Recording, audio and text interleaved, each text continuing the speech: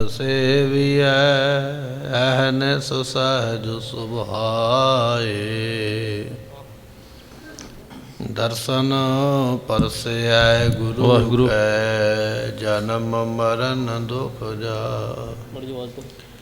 ਜਿਸ ਮੈਂ ਅੰਮ੍ਰਿਤ ਗਿਆਨ ਹੈ ਮਾਨਕ ਭਗਤ ਵੈਰਾਗ।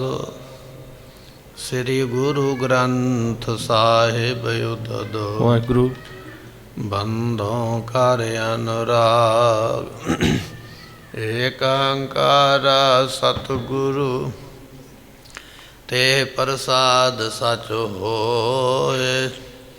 ਵਾਹਿਗੁਰੂ ਜੀ ਕੀ ਫਤਿਹ ਹੈ ਵਿਘਨ ਵਿਨਾਸ਼ਨ ਸੋਇ। ਸ੍ਰੀ ਵਾਹਿਗੁਰੂ ਜੀ ਕੀ ਫਤਿਹ ਹੈ ਵਿਘਨ ਵਿਨਾਸ਼ਨ ਸੋਇ। ਸੁਨ ਸ਼੍ਰੀ ਸਤਿਗੁਰੂ ਜੀ ਮੁਸਕਾਨੇ ਚਹਿਤ ਦਿਖਾਇਓ ਜਿਮ ਛਲ ਠਾਨੇ। ਵਾਹਿਗੁਰੂ ਜੀ ਕਾ ਖਾਲਸਾ ਵਾਹਿਗੁਰੂ ਜੀ ਕੀ ਫਤਿਹ। ਜੁਗੋ ਜੁਗ ਅਟਲ ਗੁਰੂ ਗ੍ਰੰਥ ਸਾਹਿਬ ਜੀਆਂ ਦੀ ਪਵਿੱਤਰ ਪਾਵਨ ਹਜ਼ੂਰੀ ਅੰਦਰ ਸੁਭਾਏਮਾਨ ਹੋ ਰਹੀ ਗੁਰੂ ਕੀ ਸੰਗਤ।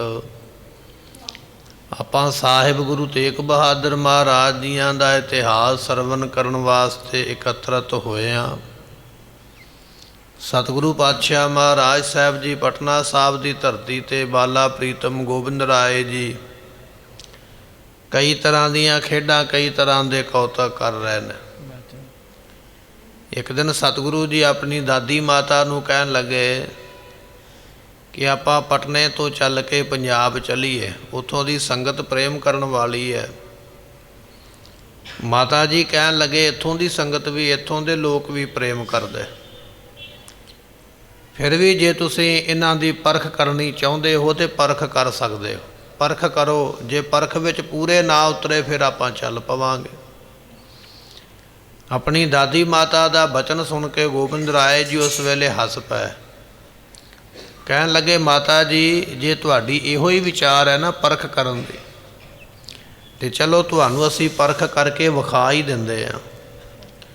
ਮਹਾਰਾਜ ਅੱਜ ਕਿਵੇਂ ਪਰਖ ਕਰਨਗੇ ਮਸੰਦਾਂ ਦੀ, ਕੀ ਕੌਤਕ ਬਣਾਉਣਗੇ, ਉਹ ਆਪਾਂ ਹੁਣ ਸਰਵਣ ਕਰਾਂਗੇ। ਆਓ ਆਪਣੇ ਮਨ ਦੇ ਧਿਆਨ ਨੂੰ ਟਿਕਾਈਏ, ਮਿਲ ਕੇ ਆਖੀਏ ਸਤਿਨਾਮ ਸ੍ਰੀ ਵਾਹਿਗੁਰੂ ਸਾਹਿਬ ਜੀ। ਸੁਨ ਸ਼੍ਰੀ ਸਤਿਗੁਰੂ ਜੀ ਮੁਸਕਾਨੇ। ਸਤਿਗੁਰੂ ਗੋਬਿੰਦ ਰਾਏ ਮਹਾਰਾਜ ਸਾਹਿਬ ਜੀ ਆਪਣੀ ਦਾਦੀ ਮਾਤਾ ਦੇ ਬਚਨ ਸੁਣ ਕੇ ਜਦੋਂ ਉਹਨਾਂ ਨੇ ਆਖਿਆ ਨਾ ਤੁਸੀਂ ਪਰਖ ਕਰ ਲਓ ਇੱਥੋਂ ਦੇ ਲੋਕਾਂ ਦੀ ਮਸੰਦਾਂ ਦੀ, ਤੇ ਮਹਾਰਾਜ ਇਹ ਬਚਨ ਸੁਣ ਕੇ ਹੱਸ ਪਏ, ਕਿਉਂਕਿ ਉਹ ਜਾਣਦੇ ਨੇ ਵੀ ਇਹਨਾਂ ਨੇ ਪਰਖ ਵਿੱਚ ਪੂਰੇ ਨਹੀਂ ਉਤਰਨਾ। ਸੁਣ ਕੇ ਮਹਾਰਾਜ ਹੱਸ ਪਏ ਹਨ। ਚਹਿਤ ਦਿਖਾਇਓ ਜਿਮ ਛਲ ਠਾਨੇ। ਸਤਿਗੁਰੂ ਜੀ ਹੁਣ ਦਿਖਾਉਣਾ ਚਾਹੁੰਦੇ, ਜਿਵੇਂ ਇਹ ਲੋਕ ਛਲ ਕਰਦੇ ਨੇ, ਸਤਿਗੁਰੂ ਜੀ ਉਹ ਛਲ ਵਿਖਾਉਣਾ ਚਾਹੁੰਦੇ ਵੀ ਕਿਵੇਂ ਛਲ ਕਰਦੇ ਨੇ। ਦਿਖਾਉਣ ਵਾਸਤੇ ਫਿਰ ਮਹਾਰਾਜ ਨੇ ਇੱਕ ਤਰੀਕਾ ਲੱਭਿਆ ਹੈ। ਨਿਕਟ ਲਿਖਾਰੀ ਤਬੈ ਹਕਾਰਾ। ਇੱਕ ਲਿਖਣ ਵਾਲਾ ਜਿਹੜਾ ਲਿਖਾਰੀ ਹੈ ਨਾ ਉਹਨੂੰ ਕੋਲ ਬੁਲਾਇਆ। ਮਹਾਰਾਜ ਕਹਿੰਦੇ ਲਿਖਾਰੀ ਨੂੰ, ਕਹਿੰਦੇ ਸਾਡੇ ਕੋਲ ਆ, ਅਸੀਂ ਤੈਨੂੰ ਤਰੀਕਾ ਦੱਸਦੇ ਹਾਂ ਵੀ ਇਹਨਾਂ ਲੋਕਾਂ ਦੀ ਪਰਖ ਕਿਵੇਂ ਕਰਨੀ ਹੈ।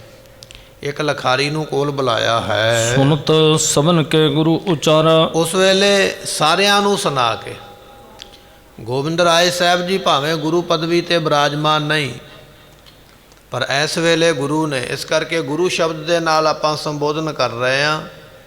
ਸਾਹਿਬ ਗੁਰੂ ਗੋਬਿੰਦ ਸਿੰਘ ਮਹਾਰਾਜ ਜੀ ਉਸ ਵੇਲੇ ਕਹਿਣ ਲੱਗੇ ਹਨ ਲਿਖੋ ਹੁਕਮਨਾਮਾ ਪਠ ਪਾਸ। ਮਹਾਰਾਜ ਲਿਖਾਰੀ ਨੂੰ ਕਹਿੰਦੇ ਹੁਕਮਨਾਮਾ ਲਿਖੋ ਸਾਡੇ ਵੱਲੋਂ, ਜੋ ਜੋ ਅਸੀਂ ਲਿਖਾਵਾਂਗੇ, ਜੋ ਜੋ ਅਸੀਂ ਕਵਾਂਗੇ ਸਾਡੇ ਕਹਿਣ ਮੁਤਾਬਕ ਹੁਕਮਨਾਮਾ ਲਿਖੋ। ਲਿਖਵਾਉਣ ਲੱਗੇ ਹਨ। ਵੱਡਾ ਮਸੰਦ ਬੁਲਾਕੀ ਦਾਸ। ਇੱਕ ਮਹਾਰਾਜ ਦਾ ਮਸੰਦ ਹੈ ਜਥੇਦਾਰ ਬਲਾਕੀ ਦਾਸ ਇਹਦਾ ਨਾਮ ਹੈ, ਬੰਗਲਾਦੇਸ਼ ਦੇ ਰਹਿਣ ਵਾਲਾ ਬਲਾਕੀ ਦਾਸ। ਇੱਥੇ ਗੁਰੂ ਤੇਗ ਬਹਾਦਰ ਪਾਤਸ਼ਾਹ ਵੀ ਗਏ, ਇਹਦੇ ਘਰ ਜਾ ਕੇ ਮਹਾਰਾਜ ਜੀ ਰੁਕੇ ਸਨ। ਇਹਦੀ ਮਾਤਾ ਬਲਾਕੀ ਦਾਸ ਦੀ ਸਤਿਗੁਰਾਂ ਨੂੰ ਬਹੁਤ ਪ੍ਰੇਮ ਕਰਦੀ ਸੀ। ਸਤਿਗੁਰੂ ਜਿਹੜਾ ਹੁਕਮਨਾਮਾ ਲਿਖਵਾਉਣ ਲੱਗੇ ਨੇ ਉਹ ਬਲਾਕੀ ਦਾਸ ਨੂੰ ਬੁਲਾਉਣ ਵਾਸਤੇ, ਭੇਜਣ ਵਾਸਤੇ ਹੁਕਮਨਾਮਾ ਲਿਖਵਾਇਆ ਹੈ। ਢਾਕੇ ਕੀ ਸੰਗਤ ਗਨ ਸਾਰੀ। ਹੁਕਮਨਾਮੇ ਵਿੱਚ ਲਿਖਿਆ, ਕਹਿਣ ਲੱਗੇ ਬਲਾਕੀ ਦਾਸ ਇਹ ਜਿਹੜਾ ਢਾਕਾ ਸ਼ਹਿਰ ਹੈ ਨਾ ਬੰਗਲਾਦੇਸ਼ ਦੀ ਰਾਜਧਾਨੀ ਢਾਕਾ, ਇਹ ਢਾਕੇ ਇਲਾਕੇ ਦੀ ਜਿੰਨੀ ਵੀ ਸੰਗਤ ਹੈ, ਅਸੀਂ ਸਾਰਿਆਂ ਨੂੰ ਇਹ ਗੱਲ ਆਖਦੇ ਹਾਂ, ਸਭ ਤੇ ਲੇਤ ਦਰਬ ਕੋ ਭਾਰੀ, ਸਾਰਿਆਂ ਦੇ ਕੋਲੋਂ ਭਾਰੀ ਧਨ ਲੈ ਕੇ, ਬਹੁਤੀ ਮਾਇਆ ਲੈ ਕੇ, ਏਕ ਮੁਹਾਫਾ ਸੁਨ ਬਨਵਾਵੋ, ਤੇ ਇੱਕ ਮੁਹਾਵਾ ਤੋਂ ਭਾਵ ਕੀ ਹੈ? ਇੱਕ ਖਾਸਾ, ਇੱਕ ਪਾਲਕੀ ਬਣਾਓ।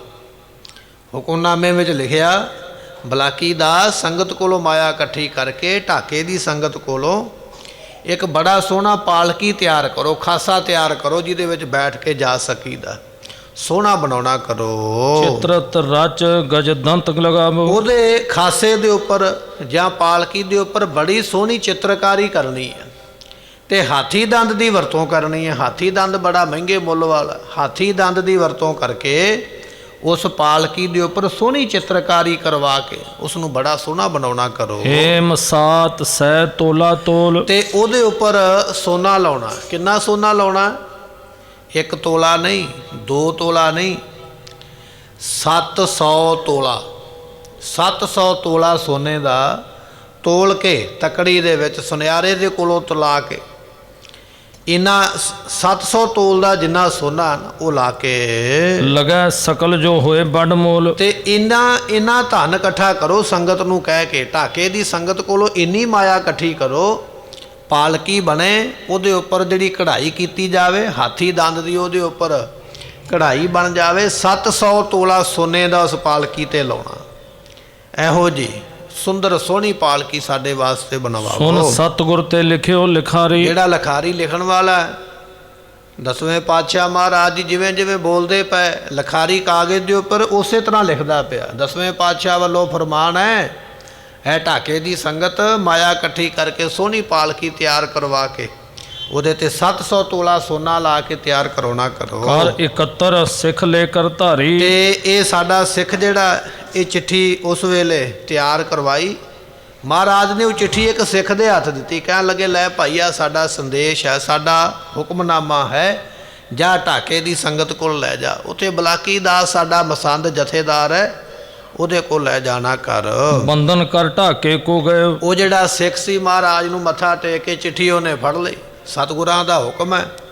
ਚਿੱਠੀ ਲੈ ਕੇ ਉਹ ਜਿਹੜਾ ਸਿੱਖ ਹੈ ਨਾ ਢਾਕੇ ਦੇਸ਼ ਵਿੱਚ, ਬੰਗਲਾਦੇਸ਼ ਵਿੱਚ ਪਹੁੰਚ ਗਿਆ ਹੈ। ਗੁਰੂ ਕੋ ਹੁਕਮ ਸੰਦੈ ਦਿਓ, ਸਤਿਗੁਰੂ ਪਾਤਸ਼ਾਹ ਦਾ ਹੁਕਮ, ਜਿੰਨੇ ਉੱਥੇ ਮਸੰਦ ਸਨ ਗੁਰੂ ਘਰ ਦੇ ਜਥੇਦਾਰ, ਸੰਗਤ ਵੱਲੋਂ ਗ੍ਰਾਹੀ ਇਕੱਠੀ ਕਰਨ ਵਾਲੇ, ਉਹਨਾਂ ਸਾਰਿਆਂ ਨੂੰ ਜਾ ਕੇ 10ਵੇਂ ਪਾਤਸ਼ਾਹ ਦਾ ਹੁਕਮ ਸੁਣਾਇਆ ਵੀ 10ਵੇਂ ਗੁਰੂ ਦਾ ਹੁਕਮ ਆਇਆ ਵੀ ਸੰਗਤ ਕੋਲੋਂ ਮਾਇਆ ਇਕੱਠੀ ਕਰੋ। ਲੈ ਤਿਸਨੇ ਤਤਕਾਲ ਹਕਾਰੇ, ਉਸ ਵੇਲੇ ਜਿਹੜਾ ਮਸੰਦ ਸਨ ਉਹਨਾਂ ਨੇ ਸਾਰੀ ਸੰਗਤ ਨੂੰ ਬੁਲਾ ਕੇ ਦਿਓ ਦਰਬ ਸੁੱਟ ਕਰੋ ਉਚਾਰੇ, ਤੇ ਉਸ ਵੇਲੇ ਕਹਿਣ ਲੱਗੇ ਵੀ ਉਸਨੇ ਮਾਇਆ ਦੇ ਕੇ ਤੇ ਫਿਰ ਇਸ ਤਰ੍ਹਾਂ ਆਖਿਆ ਹੈ, ਬਹੁਤੇ ਕਾਰੀਗਰ ਲਗਵਾਏ, ਇੱਥੋਂ ਦੇ ਜਿਹੜੇ ਮਸੰਦ ਸਨ ਉਹਨਾਂ ਨੇ ਸੰਗਤ ਨੂੰ ਕਹਿ ਕੇ ਮਾਇਆ ਇਕੱਠੀ ਕੀਤੀ ਵੀ 10ਵੇਂ ਗੁਰੂ ਦਾ ਹੁਕਮ ਹੈ।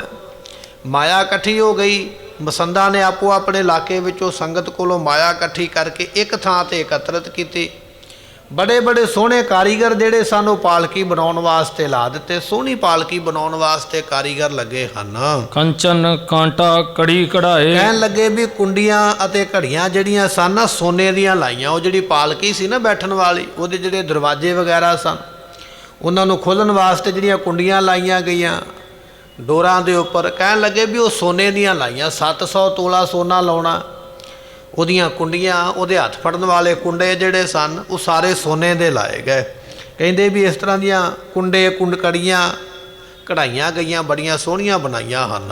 ਥੋੜੇ ਦਿਨ ਮੈਂ ਭਇਓ ਤਿਆਰ, ਸਤਿਗੁਰਾਂ ਦਾ ਹੁਕਮ ਹੈ, ਥੋੜੇ ਦਿਨਾਂ ਵਿੱਚ ਉਹ ਪਾਲਕੀ ਤਿਆਰ ਹੋ ਗਈ। 700 ਤੋਲਾ ਸੋਨਾ ਲੱਗ ਕੇ, ਸੋਹਣੀ ਲੱਕੜ ਲਾ ਕੇ, ਹਾਥੀ ਦੰਦ ਦੀ ਕਢਾਈ ਕਰਕੇ, ਸੋਹਣੀ ਚਿੱਤਰਕਾਰੀ ਕਰਕੇ, ਬੜਾ ਮਹਿੰਗਾ ਇਹ ਬਣਿਆ। ਇਹ ਸਾਧਨ ਮਹਾਰਾਜ ਦੇ ਬੈਠਣ ਵਾਸਤੇ ਸੋਹਣੀ ਪਾਲਕੀ ਬਣਾਈ, ਸੋਨੇ ਦੀਆਂ ਕੁੰਡੀਆਂ ਹੱਥੀਆਂ ਉਹਨੂੰ ਲਾਈਆਂ, ਇਸ ਤਰ੍ਹਾਂ ਦੀ ਸੋਹਣੀ ਬਣਾਈ ਹੈ। ਸਰਵਰੀਤ ਤੇ ਨੀਕ ਸੁਧਾਰਾ, ਜਦੋਂ ਚੰਗੀ ਤਰ੍ਹਾਂ ਬਣ ਗਈ, ਤਿਆਰ ਹੋ ਗਈ, ਬਿਲਕੁਲ ਕਾਰੀਗਰਾਂ ਨੇ ਆਖਿਆ ਵੀ 700 ਤੋਲਾ ਸੋਨਾ ਵੀ ਲੱਗ ਗਿਆ, ਹਾਥੀ ਦੇ ਦੰਦ ਦੀ ਕਢਾਈ ਹੋ ਗਈ ਹੈ, ਸੋਹਣੀ ਚਿੱਤਰਕਾਰੀ ਹੋ ਗਈ ਹੈ, ਸੋਹਣੀ ਪਾਲਕੀ ਬਣ ਗਈ। ਜਦੋਂ ਸਾਰੀ ਤਿਆਰ ਹੋ ਗਈ, ਕਹਿਣ ਲੱਗੇ ਫਿਰ ਉਸ ਵੇਲੇ ਢਾਕੇ ਤੇ 3 ਦੀਨ ਜਿਹੜੇ ਪਠਾਈ, ਮਸੰਦ ਸਨ ਜਥੇਦਾਰ, ਉਹਨਾਂ ਨੇ ਉਹ ਪਾਲਕੀ ਤਿਆਰ ਕਰਕੇ ਤੇ ਢਾਕੇ ਤੋਂ ਤੋਰ ਦਿੱਤੀ। ਕੁਝ ਨਾਲ ਸਿੱਖਾਂ ਨੂੰ ਦਿੱਤਾ, ਕਹਿਣ ਲੱਗੇ ਵੀ ਆਹ ਭਾਈ ਪਾਲਕੀ ਚੁੱਕ ਕੇ ਲੈ ਜਾਓ ਤੇ ਸਤਿਗੁਰਾਂ ਨੂੰ ਜਾ ਕੇ ਦਿਓ 10ਵੇਂ ਪਾਤਸ਼ਾਹ ਨੂੰ, ਪਟਨਾ ਸਾਹਿਬ ਦੀ ਧਰਤੀ ਤੇ। ਢਾਕੇ ਤੋਂ ਚੱਲੀ ਪਾਲਕੀ ਕਹਿੰਦੇ ਪਟਨੇ ਨੂੰ ਆਉਂਦੀ ਪਈ ਹੈ। ਪੁਰ ਪਟਣੇ ਮੈਂ ਪਹੁੰਚਿਓ ਆਈ। ਚਲਦਿਆਂ ਚਲਦਿਆਂ ਪਟਨੇ ਸਾਹਿਬ ਵਿੱਚ ਪਹੁੰਚ ਗਈ। ਜਿਹੋ ਜੀ ਮਹਾਰਾਜ ਨੇ ਆਖਿਆ ਸੀ, ਇੰਨੀ ਸੋਹਣੀ ਪਾਲਕੀ, ਸੋਨਾ ਲਾ ਕੇ, ਚਾਂਦੀ ਲਾ ਕੇ, ਬੜੀ ਸੋਹਣੀ ਲੱਕੜ ਲਾ ਕੇ, ਬੜੀ ਸੋਹਣੀ ਕਢਾਈ ਕਰਕੇ ਸੁੰਦਰ ਬਣਾ ਕੇ ਭੇਜੀ ਹੈ। ਸ੍ਰੀ ਗੁਰੂ ਗੋਬਿੰਦ ਸਿੰਘ ਅਗਾਰੀ। ਸਤਿਗੁਰੂ ਪਾਤਸ਼ਾਹ ਮਹਾਰਾਜ ਸਾਹਿਬ ਜੀ ਜਿੱਥੇ ਬੈਠੇ ਸਨ, ਧੰਨ ਗੁਰੂ ਗੋਬਿੰਦ ਸਿੰਘ ਮਹਾਰਾਜ ਪਟਨੇ ਦੀ ਧਰਤੀ ਤੇ ਧਰ ਕਰ ਤਿਸ ਕੀ ਬਨੈ ਉਚਾਰੀ। ਤੇ ਉਹ ਅੱਗੇ ਲਿਆ ਕੇ ਮਹਾਰਾਜ ਦੇ ਰੱਖ ਦਿੱਤੀ। ਸਤਿਗੁਰੂ ਬੈਠੇ ਸਨ, ਸਤਿਗੁਰਾਂ ਦੇ ਸਾਹਮਣੇ ਰੱਖ ਕੇ ਤੇ ਫਿਰ ਹੱਥ ਜੋੜ ਕੇ ਨਾਲ ਹੀ ਬੇਨਤੀ ਕੀਤੀ। ਕਹਿਣ ਲੱਗੇ ਹਨ, ਤਿਨ ਕੇ ਸੁਨਤ ਭਨਿਓ ਭਾ ਸੁੰਦਰ। ਮਹਾਰਾਜ ਸਾਹਿਬ ਜੀ ਕਹਿਣ ਲੱਗੇ, ਕਹਿੰਦੇ ਭਾਈ ਬੜੀ ਸੋਹਣੀ ਪਾਲਕੀ ਬਣਾਈ ਹੈ। ਜਦੋਂ ਉਹਨਾਂ ਨੇ ਦੱਸਿਆ ਨਾ, ਮਹਾਰਾਜ ਆ ਪਾਲਕੀ ਆ ਗਈ ਤੁਹਾਡੇ ਵਾਸਤੇ, ਇਹਦੇ ਵਿੱਚ ਇਸ ਤਰ੍ਹਾਂ ਹਾਥੀ ਦਾ ਦੰਦ ਲਾਇਆ, ਸੋਨਾ ਲਾਇਆ, ਇਹ ਕੀਤਾ, ਉਹ ਕੀਤਾ, ਸਭ ਕੁਝ ਦੱਸਿਆ। ਦਸਵੇਂ ਪਾਤਸ਼ਾਹ ਮਹਾਰਾਜ ਕਹਿਣ ਲੱਗੇ ਬੜੀ ਸੁੰਦਰ ਹੈ। ਅੱਠ ਦੀਜੈ ਮਾਤਾ ਢਿਕੇ ਅੰਦਰ। ਮਹਾਰਾਜ ਕਹਿੰਦੇ ਵੀ ਇਹਨੂੰ ਸਾਡੀ ਮਾਤਾ ਦੇ ਕੋਲ ਭੇਜ ਦਿਓ, ਅਸੀਂ ਵੇਖ ਲਈ ਹੈ ਤੁਹਾਡੀ ਸੇਵਾ ਜੋ ਤੁਸੀਂ ਕੀਤੀ ਆ ਨਾ, ਸੋਹਣੀ ਪਾਲਕੀ ਬਣਵਾਈ ਸਾਡੇ ਵਾਸਤੇ, ਅਸੀਂ ਵੇਖ ਲਈ ਹੈ, ਬੜੀ ਸੋਹਣੀ ਹੈ। ਇਹਨੂੰ ਹੁਣ ਅੰਦਰ ਭੇਜ ਦਿਓ, ਜਿੱਥੇ ਮਾਤਾ ਜੀ ਬੈਠੇ ਉਹਨਾਂ ਦੇ ਕੋਲ ਦੇ ਦਿਓ। ਕਪਟ ਜੋ ਕਰਿਓ ਮਸੰਦ ਧਨ ਰਾਖਨ। ਹੁਣ ਸਤਿਗੁਰੂ ਪਾਤਸ਼ਾਹ ਮਹਾਰਾਜ ਤੇ ਜਾਣਦੇ ਵੀ ਹੋਇਆ ਕੀ ਹੈ, ਵੀ ਮਸੰਦਾਂ ਨੇ ਇਹਦੇ ਵਿੱਚੋਂ ਧਨ ਖਾ ਲਿਆ ਹੈ, ਧਨ ਰੱਖ ਲਿਆ ਹੈ। ਜਾਣਿਓ ਸਤਿਗੁਰ ਕੀਓ ਨਾ ਭਾਖਾ। ਮਹਾਰਾਜ ਨੇ ਜਾਣ ਤੇ ਲਿਆ ਪਰ ਦੱਸਿਆ ਨਹੀਂ ਕਿਸੇ ਨੂੰ। ਜਾਣੀ ਜਾਣ ਨਾ ਸਤਿਗੁਰੂ ਪਾਤਸ਼ਾਹ ਜਾਣਦੇ ਵੀ ਕਿੰਨਾ ਇਹ ਤੇ ਲੱਗਾ ਤੇ ਕਿੰਨਾ ਇਹਦੇ ਵਿੱਚੋਂ ਖਾਧਾ। ਸਤਿਗੁਰੂ ਜਾਣਦੇ ਤੇ ਸਨ ਪਰ ਬੋਲੇ ਨਹੀਂ, ਚੁੱਪ ਕਰਕੇ ਕਹਿੰਦੇ ਵੀ ਮਾਤਾ ਜੀ ਨੂੰ ਇਹ ਪਾਲਕੀ ਅੰਦਰ ਸਪੁਰਦ ਕਰਾ ਦਿਓ, ਉਹਨਾਂ ਨੂੰ ਫੜਾ ਦੇਣਾ ਕਰੋ। ਇੱਕ ਮਾਤਾ ਦੋਨੋਂ ਹਰਖਾਈ। ਦੇਖ ਕੇ ਮਾਤਾ ਗੁਜਰੀ ਜੀ ਬੜੇ ਖੁਸ਼ ਹੋਏ, ਕਹਿਣ ਲੱਗੇ ਬੜੀ ਸੋਹਣੀ ਪਾਲਕੀ ਬਣੀ ਹੈ। ਮਾਤਾ ਨਾਨਕੀ ਜੀ ਨੇ ਵੇਖਿਆ, ਉਹ ਵੀ ਬੜੇ ਖੁਸ਼ ਹੋਏ, ਕਹਿਣ ਲੱਗੇ ਬੜੀ ਸੋਹਣੀ ਪਾਲਕੀ ਬਣੀ ਹੈ। ਭਨੀ ਮਸੰਦਨ ਕੀ ਭਲਿਆਈ। ਉਸ ਵੇਲੇ ਮਾਤਾ ਜੀ ਕਹਿਣ ਲੱਗੇ, ਗੁਰੂ ਗੋਬਿੰਦ ਸਿੰਘ ਮਹਾਰਾਜ ਜੀਆਂ ਨੂੰ ਕਹਿੰਦੇ, ਸਤਿਗੁਰੂ ਜੀ ਆਪਣੇ ਮਸੰਦ ਬੜੇ ਹੀ ਚੰਗੇ ਨੇ। ਮਾਤਾ ਵੀ ਤਾਰੀਫ ਕਰਨ ਲੱਗ ਪਈਆਂ ਮਸੰਦਾਂ ਦੀ, ਵੀ ਆਪਣੇ ਜਥੇਦਾਰ ਜਿਹੜੇ ਆਪਾਂ ਲਾਏ ਹੋਏ ਨੇ ਗ੍ਰਾਹੀ ਇਕੱਠੀ ਕਰਨ ਵਾਲੇ, ਬੜੇ ਚੰਗੇ ਨੇ। ਵੇਖੋ ਕਿੰਨੀ ਸੋਹਣੀ ਪਾਲਕੀ ਬਣਾ ਕੇ ਉਹਨਾਂ ਨੇ ਆਪਣੇ ਵਾਸਤੇ ਭੇਜੀ ਹੈ। ਵੱਡ ਗੁਰ ਸਿੱਖ ਬੁਲਾਕੀ ਦਾਸ। ਗੁਰੂ ਦੇ ਸਿੱਖਾਂ ਵਿੱਚੋਂ ਬੜੇ ਬੜੇ ਵੱਡੇ ਸਿੱਖ ਨੇ, ਪਰ ਬੁਲਾਕੀ ਦਾਸ ਨਾਮ ਦਾ ਇੱਕ ਮਸੰਦ ਹੈ, ਇਹ ਸਾਰਿਆਂ ਤੋਂ ਵੱਡਾ ਮਸੰਦ ਹੈ। ਤੁਰਤ ਤਿਆਰ ਕਰ ਭੇਜਿਓ ਪਾਸ। ਮਹਾਰਾਜ ਆ ਵੇਖੋ ਤੁਹਾਡੇ ਵਾਸਤੇ ਸੁਣਿਆ ਜਾਣ ਦੀ ਢੇਰ ਹੈ, ਉਸੇ ਵੇਲੇ ਉਹਨੇ ਪਾਲਕੀ ਤਿਆਰ ਕਰਵਾਈ ਹੈ ਤੇ ਆ ਵੇਖੋ ਤੁਹਾਡੇ ਕੋਲ ਭੇਜੀ ਹੈ। ਬੜੇ ਉਥੋਂ ਦੇ ਸਿੱਖ ਤੇ ਇਥੋਂ ਦੇ ਸਿੱਖ ਬੜੇ ਕਹਿਣੇ ਵਿੱਚ ਨੇ। ਮਹਾਰਾਜ ਸਾਹਿਬ ਜੀ ਨੇ ਆਖਿਆ ਸੀ ਨਾ, ਮਾਤਾ ਜੀ ਆਪਾਂ ਪਟਨੇ ਤੋਂ ਆਪਣੇ ਪਿੰਡ ਚੱਲੀਏ, ਪੰਜਾਬ ਨੂੰ ਚੱਲੀਏ, ਆਪਣੇ ਦੇਸ਼ ਚੱਲੀਏ। ਤੇ ਮਾਤਾ ਜੀ ਕਹਿੰਦੇ ਵੀ ਇੱਥੋਂ ਦੇ ਲੋਕ ਵੀ ਪਿਆਰ ਕਰਦੇ। ਮਹਾਰਾਜ ਕਹਿੰਦੇ ਤੁਹਾਨੂੰ ਵਿਖਾ ਦਿੰਦੇ ਆ ਕਿੰਨਾ ਕੁ ਪਿਆਰ ਕਰਦੇ। ਉਹਨੂੰ ਪਰਖਣਾ ਹੈ ਵੀ ਇਹ ਕੀ ਕਰਦੇ ਪਏ। ਮਾਤਾ ਜੀ ਤੇ ਤਾਰੀਫ ਕਰਦੇ ਪਏ, ਕਹਿਣ ਲੱਗੇ ਬਸੰਤ ਇੱਥੋਂ ਦੇ ਬੜੇ ਚੰਗੇ, ਇੱਥੋਂ ਦੇ ਲੋਕ ਬੜੇ ਚੰਗੇ ਨੇ, ਇੰਨੀ ਸੋਹਣੀ ਪਾਲਕੀ ਬਣਾਈ ਹੈ। ਅਤ ਸੁੰਦਰ ਕਹਿ ਕੇ ਬਣਵਾਇਓ। ਬੜੀ ਸੋਹਣੀ ਬਲਾਕੀ ਦਾਸ ਨੇ, ਸਾਡੇ ਸੇਵਾਦਾਰ ਨੇ, ਗੁਰੂ ਘਰ ਦੇ ਜਥੇਦਾਰ ਨੇ, ਬੜੀ ਸੋਹਣੀ ਪਾਲਕੀ ਬਣਵਾਈ ਹੈ। ਕੰਚਨ ਜਿਸ ਮੈਂ ਬਹੁਤ ਲਗਾਇਓ। ਇਸ ਵਿੱਚ ਬਹੁਤ ਜ਼ਿਆਦਾ ਸੋਨਾ, ਸਤਿਗੁਰਾਂ ਨੇ ਲਿਖਿਆ ਸੀ 700 ਤੋਲਾ ਸੋਨਾ ਲਾਉਣਾ। ਮਾਤਾ ਜੀ ਕਹਿੰਦੇ ਵੀ ਲੱਗਾ ਹੀ ਹੈ, ਦਿਸਦਾ ਹੀ ਪਿਆ ਵੀ ਇੰਨਾ ਸੋਨਾ ਲੱਗਾ ਹੋਇਆ ਹੈ। ਅਬ ਲਗ ਆਪਣਾ ਹਮਨੇ ਹੇਰਾ। ਮਾਤਾ ਜੀ ਕਹਿੰਦੇ ਪੁੱਤਰ ਜੀ ਇਹੋ ਜੀ ਪਾਲਕੀ ਇੰਨੀ ਸੋਹਣੀ ਬਣੀ, ਇੰਨਾ ਸੋਨਾ ਲੱਗਾ, ਅਸੀਂ ਆਪਣੀ ਜ਼ਿੰਦਗੀ ਵਿੱਚ ਨਹੀਂ ਵੇਖੀ ਜਿਹੋ ਜੀ ਪਾਲਕੀ ਤੁਸੀਂ ਕਹਿ ਕੇ ਬਣਵਾਈ ਹੈ। ਰਚਿਓ ਰੁਚਰ ਇਹ ਮੋਲ ਵਡੇਰਾ। ਇਹ ਤੇ ਬੜੇ ਮਹਿੰਗੇ ਮੁੱਲ ਦੀ ਲੱਗਦਾ ਪਾਲਕੀ ਬਣੀ ਹੈ, ਬਹੁਤਾ ਮੋਲੇ ਦੇ ਉੱਪਰ ਲੱਗਾ ਹੈ। ਮਾਤ ਨਾਨਕੀ ਨੇ ਸਮਝਾਏ। ਮਾਤਾ ਨਾਨਕੀ ਜੀ ਉਸ ਵੇਲੇ ਸਮਝਾਉਣ ਲੱਗ ਪਿਆ ਆਪਣੇ ਪੋਤਰੇ ਨੂੰ, ਸਾਹਿਬ ਗੋਬਿੰਦ ਰਾਏ ਜੀਆਂ ਨੂੰ ਸਮਝਾਉਣ ਲੱਗੇ। ਕਹਿੰਦੇ ਹਨ, ਦੇਖੋ ਸੁਤ ਸਿੱਖੀ ਇਸ ਭਾਏ। ਕਹਿਣ ਲੱਗੇ ਮਾਤਾ ਜੀ ਕਹਿੰਦੇ ਪੁੱਤਰ ਤੁਸੀਂ ਵਾਰ-ਵਾਰ ਕਹਿੰਦੇ ਸੀ ਨਾ ਵੀ ਆਪਾਂ ਇੱਥੋਂ ਛੱਡ ਕੇ ਪੰਜਾਬ ਚੱਲੀਏ, ਪਰ ਆਹ ਵੇਖੋ ਸਾਡੀ ਇੱਥੇ ਕਿੰਨੀ ਸਿੱਖੀ ਹੈ, ਕਿੰਨਾ ਲੋਕ ਆਪਾਂ ਨੂੰ ਪਿਆਰ ਕਰਦੇ। ਆਪਣੇ ਵਾਸਤੇ ਵੇਖੋ ਸੋਹਣੀ ਪਾਲਕੀ, ਸੋਨਾ ਲਾ ਕੇ, ਚਾਂਦੀ ਲਾ ਕੇ, ਹਾਥੀ ਦੰਦ ਲਾ ਕੇ ਤਿਆਰ ਕਰਵਾ ਕੇ ਇੱਥੋਂ ਦੇ ਲੋਕਾਂ ਨੇ, ਮਸੰਦਾਂ ਨੇ ਦਿੱਤੀ ਹੈ। ਤੁਸੀਂ ਅਜੇ ਵੀ ਕਹਿੰਦੇ ਹੋ ਵੀ ਇੱਥੇ ਨਹੀਂ ਰਹਿਣਾ। ਵੇਖੋ ਆਪਣੇ ਵਾਸਤੇ ਆਪਾਂ ਇੱਕ ਵਾਰੀ ਆਖਿਆ ਇੰਨੀ ਸੋਹਣੀ ਪਾਲਕੀ ਤਿਆਰ ਹੋਈ ਹੈ। ਮਾਨੈ ਸਗਰੇ ਹੁਕਮ ਤੁਮਾਰੋ। ਮਹਾਰਾਜ ਇੱਥੇ ਸਾਰੇ ਲੋਕ ਤੁਹਾਡਾ ਹੁਕਮ ਮੰਨਦੇ ਨੇ, ਤੁਹਾਡੇ ਕਹਿਣੇ ਵਿੱਚ ਹਨ। ਕਹੋ ਜਥਾ ਭੇਜੈ ਕਰ ਤਿਆਰ। ਜਿਵੇਂ ਤੁਸੀਂ ਕਹਿੰਦੇ ਹੋ ਸੰਗਤ ਉਸੇ ਤਰ੍ਹਾਂ ਕਰਦੀ ਹੈ। ਫਿਰ ਵੀ ਤੁਸੀਂ ਆਖਦੇ ਵੀ ਅਸੀਂ ਹੁਣ ਪਟਨੇ ਵਿੱਚ ਨਹੀਂ ਰਹਿਣਾ, ਫਿਰ ਵੀ ਤੁਸੀਂ ਕਹਿੰਦੇ ਹੋ ਵੀ ਅਸੀਂ ਪੰਜਾਬ ਦੇਸ਼ ਨੂੰ ਜਾਣਾ ਹੈ। ਵੇਖੋ ਸੰਗਤ ਤੁਹਾਡਾ ਕਿੰਨਾ ਕਹਿਣਾ ਮੰਨਦੀ ਹੈ। ਸੇਵ ਵਿਖੈ ਸਭ ਕੀ ਮਨ ਰਾਤੇ। ਇਹ ਸਾਰੇ ਲੋਕ ਜਿਹੜੇ ਨੇ ਮਨ ਕਰਕੇ ਤੁਹਾਡੀ ਸੇਵਾ ਵਿੱਚ ਲੱਗੇ ਨੇ, ਮਨ ਕਰਕੇ ਤੁਹਾਡੀ ਸੇਵਾ ਕਰਦੇ ਹਨ। ਪੂਰਨ ਗੁਰੂ ਆਪ ਕੋ ਜਾਤੇ। ਸਤਿਗੁਰੂ ਪਾਤਸ਼ਾਹ ਤੁਹਾਨੂੰ ਇਹ ਪੂਰਾ ਗੁਰੂ ਜਾਣਦੇ ਨੇ। ਗੁਰੂ ਨਾਨਕ ਸਾਹਿਬ ਦੇ ਵਿੱਚ ਤੇ ਤੁਹਾਡੇ ਵਿੱਚ ਇਹ ਫਰਕ ਨਹੀਂ ਸਮਝਦੇ। ਤਾਂ ਤੁਹਾਡੀ ਇੰਨੀ ਸੇਵਾ ਕਰਦੇ ਹਨ। ਸਿੱਖ ਸੰਗਤ ਅਸ ਬ੍ਰਿੰਦ ਇਸ ਮਸੰਦ ਤਰ੍ਹਾਂ ਦੀ ਸੰਗਤ ਤੇ ਸਿੱਖ ਬੜੇ ਬਰਿੰਦ ਬਹੁਤੇ ਹਨ। ਤੁਮਰੇ ਪ੍ਰੇਮੀ ਹਿਰਦੈ ਬਿਲੰਦ। ਤੇ ਤੁਹਾਡੇ ਬੜੇ ਪ੍ਰੇਮੀ ਨੇ, ਤੁਹਾਡੇ ਨਾਲ ਪ੍ਰੇਮ ਕਰਦੇ, ਤੇ ਮਹਾਰਾਜ ਇਹੋ ਜੀ ਸੰਗਤ ਨੂੰ ਛੱਡ ਕੇ ਨਹੀਂ ਜਾਣਾ ਚਾਹੀਦਾ। ਮਾਤਾ ਨਾਨਕੀ ਜੀ ਫਿਰ ਉਹਨਾਂ ਦਾ ਪੱਖ ਲੈ ਗਏ, ਕਹਿਣ ਲੱਗੇ ਵੇਖੋ ਤੁਹਾਡੇ ਕਹਿਣ ਤੇ ਇੰਨੀ ਸੋਹਣੀ ਪਾਲਕੀ ਤਿਆਰ ਹੋ ਕੇ ਆਈ ਹੈ, ਤੇ ਤੁਹਾਨੂੰ ਪਿਆਰ ਕਰਦੇ ਤੇ ਤਾਂ ਹੀ ਆਈ ਹੈ ਨਾ। ਅਜੇ ਵੀ ਤੁਸੀਂ ਆਖਦੇ ਹੋ ਵੀ ਇੱਥੇ ਨਹੀਂ ਰਹਿਣਾ। ਇਹ ਸੰਗਤ ਤੁਹਾਨੂੰ ਪਿਆਰ ਕਰਦੀ ਹੈ ਤਾਂ ਇਹ ਤੁਹਾਨੂੰ ਵਸਤੂਆਂ ਆਈਆਂ ਹਨ। ਮਦਰ ਦੇਸ਼ ਤੇ ਹਮ ਜਬ ਆਏ। ਜਦੋਂ ਅਸੀਂ ਪੰਜਾਬ ਦੇਸ਼ ਤੋਂ ਆਏ ਸਾਂ, ਮਾਤਾ ਜੀ ਹੁਣ ਪੰਜਾਬ ਦੇਸ਼ ਦੀ ਗੱਲ ਕਰਦੇ, ਕਹਿੰਦੇ ਪੁੱਤਰ ਜਦੋਂ ਅਸੀਂ ਪੰਜਾਬ ਛੱਡਿਆ ਸੀ ਨਾ, ਜਦੋਂ ਅਸੀਂ ਪੰਜਾਬ ਤੋਂ ਚੱਲ ਕੇ ਆਏ ਹਾਂ, ਸੰਕਟ ਬਿਨਾ ਸਰਬ ਸੁਖ ਪਾਏ। ਉੱਥੇ ਸਾਨੂੰ ਸੰਕਟ ਹੀ ਸੰਕਟ ਸਨ। ਪੰਜਾਬ ਦੇ ਵਿੱਚ ਸਾਨੂੰ ਦੁੱਖ ਹੀ ਮਿਲੇ, ਕਈ ਤਰ੍ਹਾਂ ਦੀਆਂ ਵਿਪਤਾਂ ਝੱਲੀਆਂ ਪਰਿਵਾਰ ਨੇ, ਕਈ ਤਰ੍ਹਾਂ ਦੇ ਦੁੱਖ ਦੇ ਸਮੇਂ ਵੇਖੇ ਪਰਿਵਾਰ ਨੇ। ਪਰ ਜਦੋਂ ਦੇ ਅਸੀਂ ਪਟਨੇ ਵਿੱਚ ਆ ਗਏ ਹਾਂ, ਉਦੋਂ ਮਗਰੋਂ ਕੋਈ ਦੁੱਖ ਮਿਲਿਆ ਹੀ ਨਹੀਂ, ਸੁੱਖ ਹੀ ਮਿਲਿਆ ਇੱਥੇ ਆ ਕੇ। ਇਸ ਕਰਕੇ ਇਹ ਇਲਾਕਾ ਚੰਗਾ ਹੈ, ਇੱਥੇ ਰਹਿਣਾ ਠੀਕ ਹੈ। ਤਹਾਂ ਉਪਦਰਵ ਅਨਗਨ ਹੇਰੇ। ਉੱਥੇ ਤੇ ਬਹੁਤ ਅਸੀਂ ਉਪਦਰਵ ਵੇਖੇ ਨੇ, ਬੜੇ ਝਗੜੇ ਵੇਖੇ। ਪੰਜਾਬ ਦੇ ਵਿੱਚ ਰਹਿੰਦਿਆਂ, ਵੱਡੇ ਗੁਰੂ ਸਾਹਿਬਾਨ ਦੇ ਨਾਲ ਰਹਿੰਦਿਆਂ ਬੜੇ ਝਗੜੇ ਤੇ ਕਲੇਸ਼ ਵੇਖੇ ਹਨ। ਤੁਰਕਨ ਸੋ ਰਣ ਮਚੇ ਕਨੇਰੇ। ਤੁਹਾਡੇ ਦਾਦਾ ਗੁਰੂ ਹਰਗੋਬਿੰਦ ਪਾਤਸ਼ਾਹ ਮਹਾਰਾਜ ਨੇ ਮੁਗਲਾਂ ਦੇ ਨਾਲ 4 ਜੰਗ ਕੀਤੇ। ਮਾਤਾ ਜੀ ਫਿਰ ਪਿਛਲੀ ਗੱਲ ਯਾਦ ਆ ਗਈ ਨਾ, ਕਹਿਣ ਲੱਗੇ ਤੁਸੀਂ ਆਖਦੇ ਹੋ ਪੰਜਾਬ ਜਾਣਾ, ਪਰ ਪੰਜਾਬ ਦੇ ਵਿੱਚ ਤੁਹਾਡੇ ਦਾਦਾ ਸਤਿਗੁਰੂ ਨੇ 4 ਜੰਗ ਜਿਹੜੇ ਮੁਗਲਾਂ ਦੇ ਨਾਲ ਕੀਤੇ ਹਨ। ਸ਼੍ਰੀ ਅੰਮ੍ਰਿਤਸਰ ਬੜ ਸੰਗਰਾਮ। ਸਾਰਿਆਂ ਤੋਂ ਪਹਿਲਾਂ ਜੰਗ ਜਿਹੜਾ ਨਾ ਸਿੱਖ ਧਰਮ ਦੇ ਵਿੱਚ, ਕਈ ਵਾਰੀ ਹੋ ਸਕਦਾ ਕਈਆਂ ਗੱਲਾਂ ਦਾ ਜਾਂ ਸਾਨੂੰ ਇਤਿਹਾਸ ਦਾ ਪਤਾ ਨਹੀਂ ਹੁੰਦਾ, ਸਿੱਖ ਧਰਮ ਦੇ ਵਿੱਚ ਸਾਰਿਆਂ ਤੋਂ ਪਹਿਲਾ ਜੰਗ ਜਿਹੜਾ ਉਹ ਅੰਮ੍ਰਿਤਸਰ ਦੀ ਧਰਤੀ ਤੇ ਹੋਇਆ। 7,500 ਦੀ ਫੌਜ ਜਿਹੜੀ ਸੀ ਉਹ ਲਾਹੌਰ ਤੋਂ ਚੜ੍ਹ ਕੇ ਆਈ ਸੀ। ਮੁਗਲਸ ਖਾਨ ਨਾਮ ਦਾ ਜਰਨੈਲ ਜਿਹੜਾ ਨਾ ਉਹ 7,500 ਦੀ ਫੌਜ ਲੈ ਕੇ ਆਇਆ ਸੀ, ਤੇ ਸਾਰਿਆਂ ਤੋਂ ਪਹਿਲਾ ਜੰਗ ਅੰਮ੍ਰਿਤਸਰ ਦੇ ਵਿੱਚ ਹੋਇਆ। ਮਾਤਾ ਜੀ ਉਹ ਗੱਲ ਦੱਸਦੇ ਪਏ, ਕਹਿਣ ਲੱਗੇ ਵੀ 4 ਜੰਗ ਹੋਏ, ਪਰ ਪਹਿਲੇ ਜੰਗ ਦੀ ਸ਼ੁਰੂਆਤ ਅੰਮ੍ਰਿਤਸਰ ਤੋਂ ਹੋਈ ਹੈ। ਸੈਨ ਘਨੀ ਤੇ ਤਜ ਕਰ ਧਾਮਾ। ਉੱਥੇ ਇੰਨੀ ਫੌਜ ਆ ਗਈ ਵੀ ਸਾਨੂੰ ਘਰ ਛੱਡਣਾ ਪਿਆ। ਗੁਰੂ ਹਰਗੋਬਿੰਦ ਪਾਤਸ਼ਾਹ ਮਹਾਰਾਜ ਨੇ ਫਿਰ ਆਪਣਾ ਘਰ ਛੱਡਿਆ ਹੈ। ਬੀਬੀ ਵੀਰੋ ਵਿਆਹ ਤਿਸ ਕਲ। ਕਿਉਂਕਿ ਬੀਬੀ ਵੀਰੋ ਜੀਆਂ ਦਾ ਵਿਆਹ ਸੀ ਉਸ ਵੇਲੇ ਜਦੋਂ ਮੁਗਲਾਂ ਦੀ ਫੌਜ ਨੇ ਹਮਲਾ ਕੀਤਾ ਹੈ। ਕਰਿਓ ਹੁਤੋ ਪਕਵਾਨ ਵਿਸਾਲ। ਕਈ ਤਰ੍ਹਾਂ ਦੇ ਅਸੀਂ ਪਕਵਾਨ ਭੋਜਨ ਬਣਾਏ ਹੋਏ ਸਨ। ਇਸ ਤੇ ਆਦ ਸਮਗਰੀ ਜੇਤੀ। ਤੇ ਇਸ ਕਰਕੇ ਜਿੰਨੀ ਵੀ ਸਮਗਰੀ ਵਿਆਹ ਦੀ ਹੈ, ਇਹ ਯੁੱਧ ਤੇ ਲੁੱਟ ਗਈ ਤੇਤੀ। ਉਹ ਯੁੱਧ ਕਾਰਨ ਸਾਰੀ ਲੁੱਟੀ ਗਈ। ਗੁਰੂ ਹਰਗੋਬਿੰਦ ਪਾਤਸ਼ਾਹ ਮਹਾਰਾਜ ਦੀਵਾਨ ਵਿੱਚ ਬੈਠੇ ਸਨ ਤੇ ਸੰਗਤ ਆ ਗਈ ਦਰਸ਼ਨ ਕਰਨ ਵਾਸਤੇ। ਜਦੋਂ ਸੰਗਤ ਨੇ ਦਰਸ਼ਨ ਕੀਤਾ ਤੇ ਮਹਾਰਾਜ ਨੇ ਪੁੱਛਿਆ, ਕਹਿੰਦੇ ਭਾਈ ਭੋਜਨ ਪ੍ਰਸ਼ਾਦਾ ਛਕਿਆ? ਸੰਗਤ ਕਹਿਣ ਲੱਗੀ ਵੀ ਨਹੀਂ ਮਹਾਰਾਜ, ਭੁੱਖ ਲੱਗੀ ਹੈ। ਲਾਂਗਰੀ ਸਿੰਘ ਨੂੰ ਪੁੱਛਿਆ, ਕਹਿੰਦੇ ਭਾਈ ਪ੍ਰਸ਼ਾਦਾ ਤਿਆਰ ਹੈ? ਕਹਿਣ ਲੱਗਾ ਮਹਾਰਾਜ ਤਿਆਰ ਤਾਂ ਨਹੀਂ, ਪਰ ਮੈਂ ਕਰ ਦਿੰਦਾ, ਪਰ ਟਾਈਮ ਲੱਗੇਗਾ। ਹੁਣ ਸੰਗਤ ਵਾਸਤੇ ਭੋਜਨ ਕਾਫੀ ਤਿਆਰ ਹੋਣਾ, ਜ਼ਿਆਦਾ ਤਿਆਰ ਹੋਣਾ, ਟਾਈਮ ਤੇ ਲੱਗੇਗਾ, 2 ਘੰਟੇ ਤੇ ਲੱਗਣਗੇ ਨਾ। ਸਤਿਗੁਰਾਂ ਨੇ ਸੋਚਿਆ ਵੀ ਸੰਗਤ ਨੂੰ ਭੁੱਖ ਲੱਗੀ ਹੈ, ਲਾਂਗਰੀ ਨੂੰ ਬਣਾਉਣ ਲੱਗਿਆ 2 ਘੰਟੇ ਲੱਗ ਜਾਣ। ਮਹਾਰਾਜ ਕਹਿੰਦੇ ਕੋਈ ਗੱਲ ਨਹੀਂ। ਇੱਕ ਸਿੱਖ ਨੂੰ ਭੇਜਿਆ, ਕਹਿਣ ਲੱਗੇ ਜਾਓ ਸਾਡੇ ਘਰ ਜਾਓ, ਜਾ ਕੇ ਸਾਡੀ ਸਪਤਨੀ ਨੂੰ ਇਹ ਗੱਲ ਕਹੋ ਵੀ ਸੰਗਤ ਆਈ ਹੈ, ਜਿਹੜੀ ਵਿਆਹ ਵਾਸਤੇ ਮਠਿਆਈ ਬਣਾਈ ਹੈ ਨਾ, ਸਤਿਗੁਰੂ ਹਰਗੋਬਿੰਦ ਪਾਤਸ਼ਾਹ ਦੀ ਪੁੱਤਰੀ ਦਾ ਵਿਆਹ ਸੀ ਬੀਬੀ ਵੀਰੋ ਦਾ, ਜਿਹੜੀ ਵਿਆਹ ਵਾਸਤੇ ਮਠਿਆਈ ਬਣਾਈ ਹੈ ਉਹ ਟੋਕਰਿਆਂ 'ਚ ਪਾ ਕੇ ਤੇ ਇੱਥੇ ਭੇਜ ਦਿਓ ਸਾਡੇ ਕੋਲ, ਅਸੀਂ ਸੰਗਤ ਨੂੰ ਖਿਲਾਉਣੀ ਹੈ। ਵਿਆਹ ਵਿੱਚ ਅਜੇ ਕੁਝ ਦਿਨ ਬਾਕੀ ਨੇ, ਜਿੰਨੇ ਚਿਰ ਨੂੰ ਵਿਆਹ ਆਉਣਾ ਉਹਨੇ ਚਿਰ ਨੂੰ ਮਠਿਆਈਆਂ ਦੁਬਾਰਾ ਫਿਰ ਤਿਆਰ ਹੋ ਜਾਣੀਆਂ, ਜਾਓ ਸੰਗਤ ਵਾਸਤੇ ਲੈ ਆਓ। ਜਦੋਂ ਸਿੱਖ ਲੈਣ ਵਾਸਤੇ ਗਏ ਤੇ ਮਾਤਾ ਜੀ ਨੇ ਨਾ ਕਰਤੀ, ਕਹਿਣ ਲੱਗੀ ਸ਼ਗਨਾਂ ਦੀ ਮਠਿਆਈ ਮੈਂ ਸੰਗਤ ਨੂੰ ਕਿਉਂ ਖਿਲਾਵਾਂ, ਇਹ ਤੇ ਸ਼ਗਨਾਂ ਦੀ ਮਠਿਆਈ ਹੈ, ਇਹਨੂੰ ਤੇ ਪਹਿਲਾਂ ਬਰਾਤੀ ਖਾਣਗੇ, ਜੇ ਬਚੇਗੀ ਤੇ ਫਿਰ ਸੰਗਤ ਖਾਏਗੀ।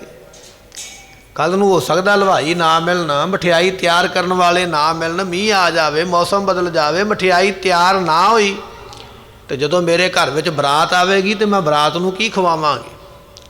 ਤੇ ਜੇ ਅਸੀਂ ਕੁਝ ਨਾ ਖਵਾਇਆ, ਸਾਡੀ ਧੀ ਨੂੰ ਸਾਰੀ ਉਮਰ ਮਿਹਣਾ ਵੱਜਣਾ ਵੀ ਤੁਸੀਂ ਤੇ ਬਰਾਤੀਆਂ ਨੂੰ ਮਠਿਆਈ ਨਹੀਂ ਖਿਲਾ ਸਕੇ। ਮਾਤਾ ਜੀ ਨੇ ਧੀ ਦਾ ਵਿਆਹ ਜਾਣ ਕੇ ਵੀ ਲੋਕ ਕੀ ਆਖਣਗੇ, ਮਠਿਆਈ ਕੀ ਪਤਾ ਤਿਆਰ ਹੋਵੇ ਕਿ ਨਾ ਹੋਵੇ, ਸੰਗਤ ਤੇ ਪ੍ਰਸ਼ਾਦਾ ਵੀ ਛਕ ਲਵੇਗੀ ਪਰ ਮਠਿਆਈ ਨਹੀਂ ਦੇਣੀ ਚਾਹੀਦੀ। ਮਾਤਾ ਜੀ ਨੇ ਨਾ ਕਰ ਦਿੱਤੀ, ਆਖਿਆ ਨਹੀਂ ਇਹ ਮਠਿਆਈ ਬਰਾਤੀਆਂ ਵਾਸਤੇ ਹੈ, ਸੰਗਤ ਵਾਸਤੇ ਨਹੀਂ। ਉਹ ਸਿੱਖ ਸੁਣ ਕੇ ਜਦੋਂ ਸਤਿਗੁਰਾਂ ਨੂੰ ਆ ਕੇ ਦੱਸਿਆ, ਕਹਿਣ ਲੱਗਾ ਮਾਤਾ ਜੀ, ਕਹਿਣ ਲੱਗਾ ਸਤਿਗੁਰੂ ਜੀ ਮਾਤਾ ਜੀ ਨੇ ਮਠਿਆਈ ਦੇਣ ਤੋਂ ਨਾ ਕਰ ਦਿੱਤੀ ਹੈ। ਸਤਿਗੁਰੂ ਕਹਿੰਦੇ ਕੀ ਆਖਿਆ? ਤੇ ਸਿੱਖ ਕਹਿਣ ਲੱਗਾ ਸਤਿਗੁਰੂ ਜੀ ਮਾਤਾ ਜੀ ਕਹਿੰਦੇ ਬਰਾਤੀਆਂ ਵਾਸਤੇ ਹੈ, ਸ਼ਗਨ ਦੀ ਮਠਿਆਈ ਤੇ ਬਰਾਤੀ ਖਾਣਗੇ, ਸੰਗਤ ਨਹੀਂ ਖਾਏਗੀ। ਇਹ ਬਚਨ ਸੁਣਦਿਆਂ ਨਾਲ ਹੀ ਮਹਾਰਾਜ ਦੇ ਮੁਖੋਂ ਬਚਨ ਨਿਕਲ ਗਿਆ। ਕਹਿਣ ਲੱਗੇ ਫਿਰ ਇਹ ਮਠਿਆਈ ਬਰਾਤ ਵੀ ਨਹੀਂ ਖਾਏਗੀ, ਇਹ ਮੁਗਲ ਹੀ ਖਾਣਗੇ ਆ ਕੇ। ਇਹ ਬਚਨ ਗੁਰੂ ਹਰਗੋਬਿੰਦ ਪਾਤਸ਼ਾਹ ਦੇ ਮੁਖੋਂ ਨਿਕਲਿਆ। ਕਹਿੰਦੇ ਬਰਾਤ ਨਹੀਂ ਖਾਏਗੀ, ਜਿਹੜੀ ਮਠਿਆਈ ਸਾਡੀ ਸੰਗਤ ਨਹੀਂ ਨਾ, ਸਾਡੀ ਸੰਗਤ ਵਾਸਤੇ ਨਹੀਂ ਨਾ ਜਿਹੜੀ ਮਠਿਆਈ ਦਿੱਤੀ ਇਹਨਾਂ ਨੇ ਰੱਖ ਲਈ ਹੈ, ਸੰਗਤ ਨਹੀਂ ਖਾਵੇਗੀ, ਬਰਾਤ ਖਾਵੇਗੀ। ਮਹਾਰਾਜ ਕਹਿੰਦੇ ਫਿਰ ਬਰਾਤ ਵੀ ਨਹੀਂ ਖਾਵੀ, ਮੁਗਲ ਹੀ ਖਾਣਗੇ ਆ ਕੇ। ਤੇ ਜਦੋਂ ਇਹ ਸੰਗਤਾਂ ਵਿੱਚ ਗੱਲ ਫੈਲ ਗਈ, ਮਾਤਾ ਜੀ ਕੋਲ ਵੀ ਪਹੁੰਚ ਗਈ ਵੀ ਸਤਿਗੁਰਾਂ ਨੇ ਇਹ ਗੱਲ ਆਖੀ ਹੈ।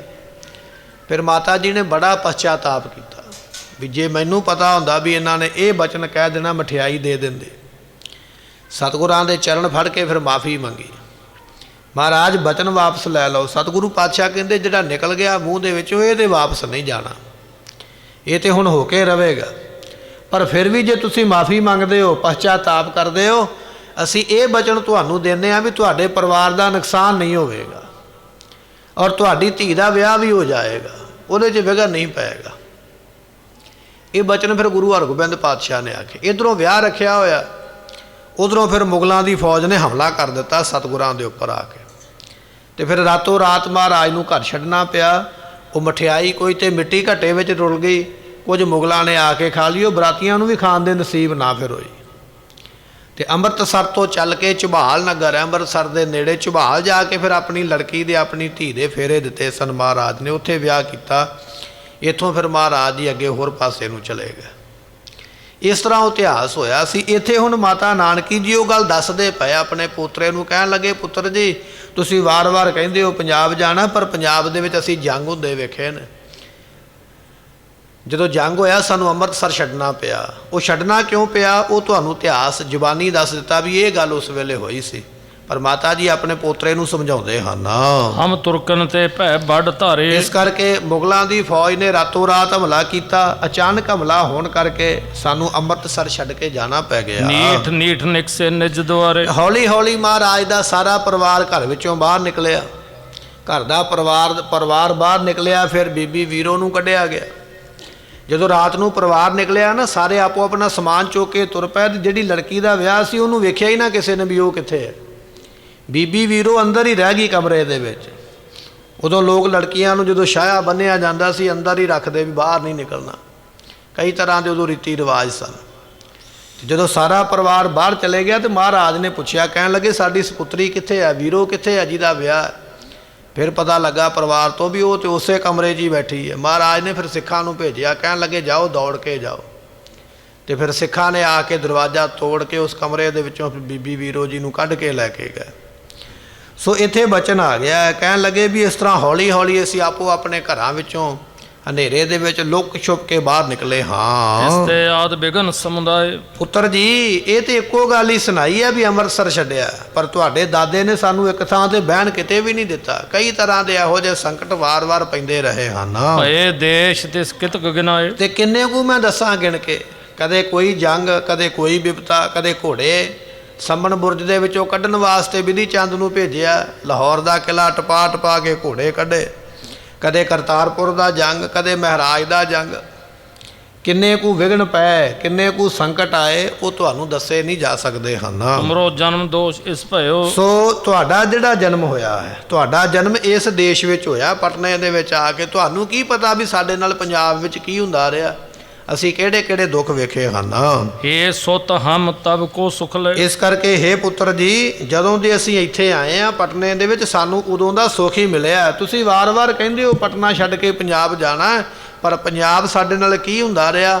ਮਾਤਾ ਨਾਨਕੀ ਜੀ ਆਪਣੇ ਪੋਤਰੇ ਗੋਬਿੰਦ ਰਾਏ ਨੂੰ ਦੱਸਦੇ ਵੀ ਇਹ ਸੰਕਟ ਅਸੀਂ ਉੱਥੇ ਲਏ ਨੇ, ਇੱਥੇ ਆ ਕੇ ਸਾਨੂੰ ਬੜਾ ਸੁੱਖ ਮਿਲਿਆ ਹੈ। ਆਦ ਬੁਲਾਕੀ ਦਾਸ ਮਸੰਦ। ਇਸ ਦੇਸ਼ ਦੇ ਵਿੱਚ ਬੁਲਾਕੀ ਦਾਸ ਇਤਿਆਦਿਕ ਆਪਣੇ ਮਸੰਦ ਜਥੇਦਾਰ ਗੁਰੂ ਘਰ ਦੇ ਹਨ। ਅਪਰ ਸਿੱਖ ਸੰਗਤ ਜੋ ਬ੍ਰਿੰਦ। ਹੋਰ ਵੀ ਬੇਅੰਤ ਸੰਗਤਾਂ ਗੁਰੂ ਘਰ ਦੀਆਂ ਜਿਹੜੀਆਂ ਇੱਥੇ ਤੁਹਾਨੂੰ ਪ੍ਰੇਮ ਕਰਦੀਆਂ ਹਨ। ਨਿਸ਼ਚਾ ਕਰੈ ਸੋ ਵਿੱਚ ਤੁਮਾਰੇ। ਸਤਿਗੁਰੂ ਤੁਹਾਡੇ ਤੇ ਸਾਰੇ ਨਿਸ਼ਚਾ ਕਰਦੇ, ਸਾਰੇ ਤੁਹਾਡੇ ਤੇ ਭਰੋਸਾ ਕਰਦੇ ਹਨ। ਹਿਰਦੈ ਕਪਟ ਕੋ ਨਰ ਨਹਿ ਧਾਰੇ। ਹਿਰਦੇ ਵਿੱਚ ਕਿਸੇ ਦੇ ਵੀ ਕਪਟ ਨਹੀਂ ਹੈ। ਇੱਥੋਂ ਦੇ ਲੋਕ ਕਪਟ ਨਹੀਂ ਕਰਦੇ, ਛਲ ਨਹੀਂ ਕਰਦੇ, ਬਲ ਛਲ ਨਹੀਂ ਰੱਖਦੇ, ਬੜੇ ਸਿੱਧੇ ਨੇ ਮੰਨਦੇ।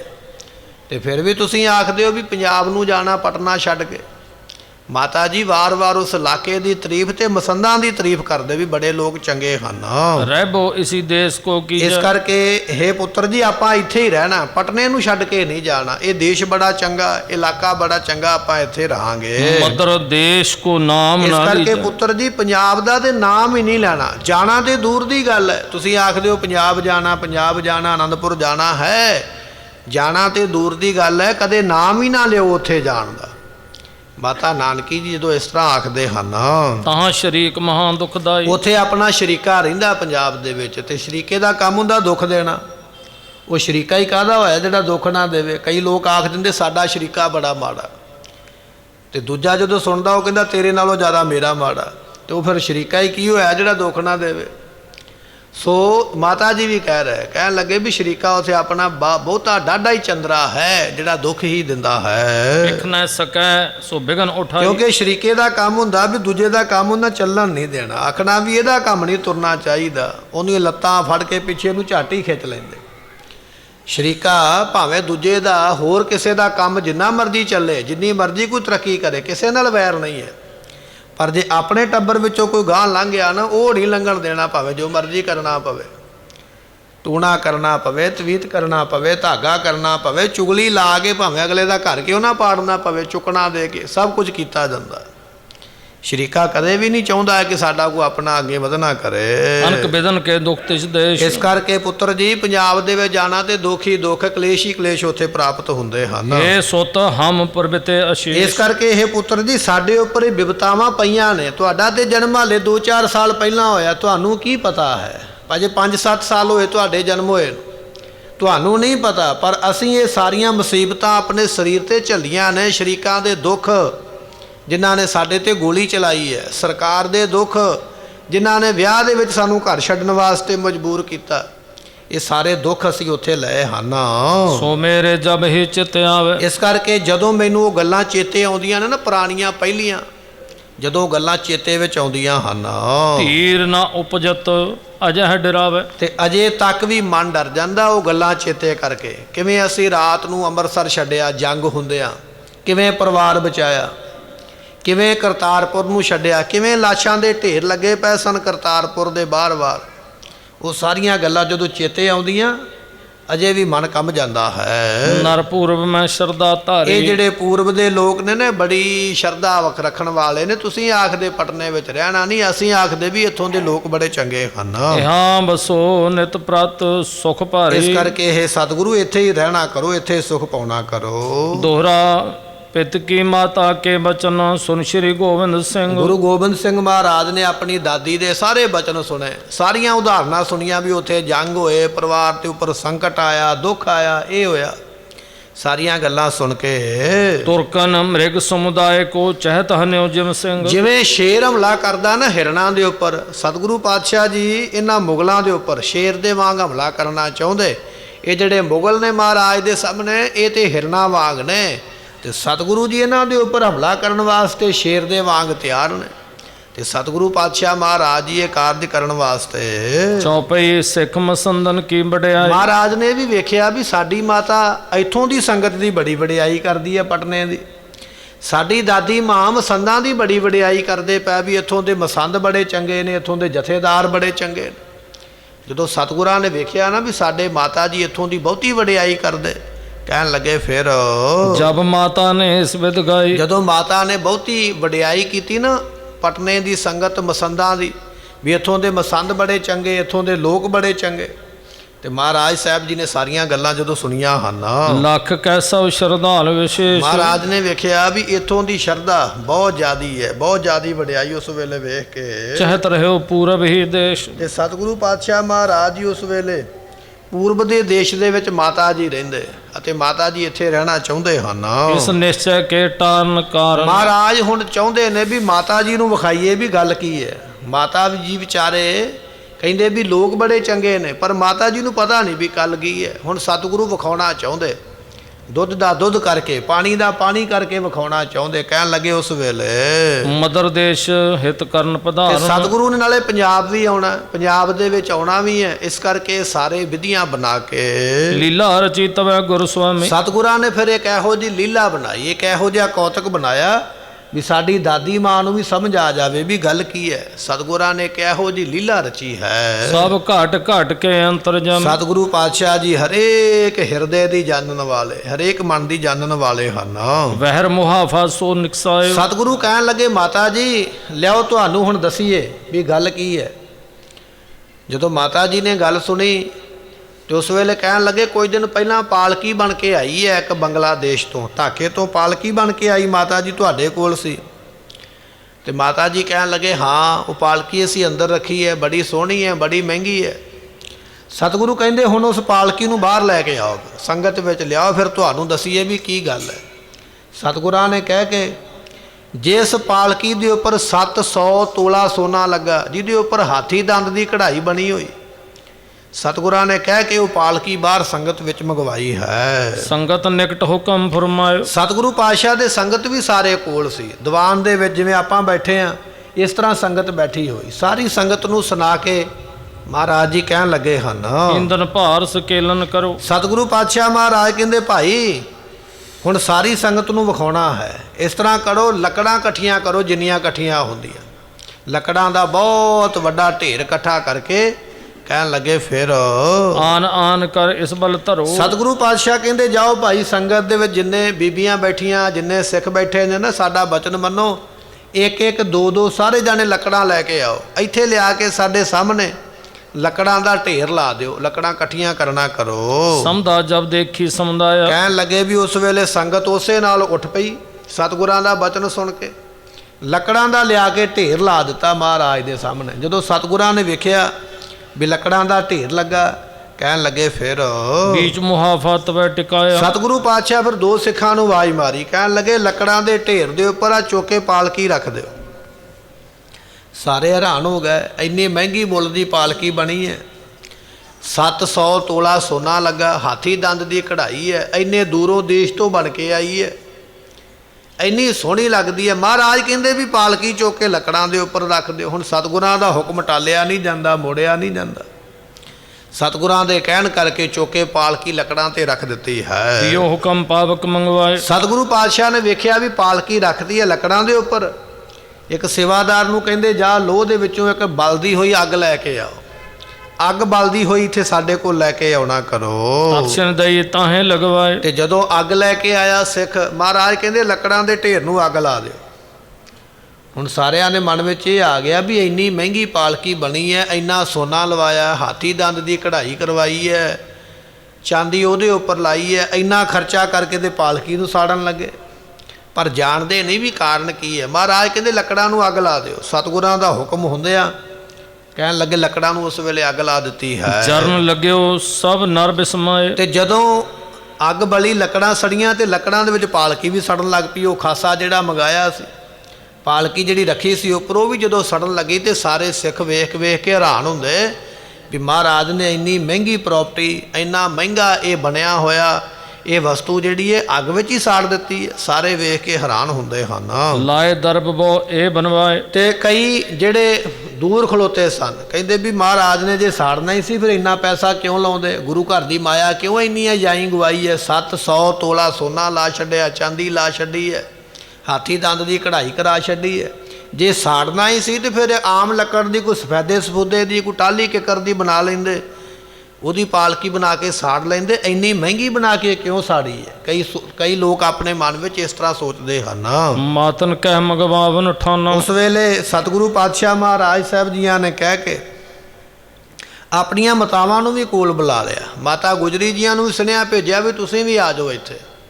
ਮਾਤਾ ਨਾਨਕੀ ਜੀ ਵੀ ਸੁਨੇਹਾ ਭੇਜ ਕੇ ਬੁਲਾਇਆ ਹੈ। ਕਬਹੂ ਅਰੂੜ ਨ ਕੀਨ ਪਿਆਨਾ। ਤੇ ਉਸ ਵੇਲੇ ਸੰਗਤਾਂ ਕਹਿੰਦੇ ਵੀ ਨਾ ਤੇ ਇਹਦੇ ਉੱਪਰ ਕਦੇ ਮਹਾਰਾਜ ਆਪ ਚੜ੍ਹੇ ਨੇ, ਪਾਲਕੀ ਤੇ ਬਣਾ ਲਈ ਇੰਨੀ ਮਹਿੰਗੀ, ਨਾ ਆਪ ਚੜ੍ਹੇ, ਨਾ ਇਸ ਪਾਲਕੀ ਤੇ ਕਦੇ ਮਾਤਾਵਾਂ ਚੜ੍ਹੀਆਂ। ਮਾਤਾ ਜੀ ਵੀ ਚੜ੍ਹ ਕੇ ਨਹੀਂ ਕਦੇ ਇਸ ਪਾਲਕੀ ਤੇ ਗਏ, ਗੁਰੂ ਪਾਤਸ਼ਾਹ ਆਪ ਵੀ ਨਹੀਂ ਚੜ੍ਹੇ, ਪਾਲਕੀ ਦੀ ਵਰਤੋਂ ਕੀਤੀ ਨਹੀਂ ਹੈ ਪਰ ਸਾੜ ਦਿੱਤੀ ਹੈ।